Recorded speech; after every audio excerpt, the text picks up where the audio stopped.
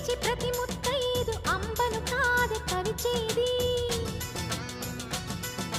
తన మదిలోని కలకలనన్ని అమ్మలకేగ తెలిపేది నెలతలే లేకుంటే దేవుడికి నెలవేది భక్తులే రాకుంటే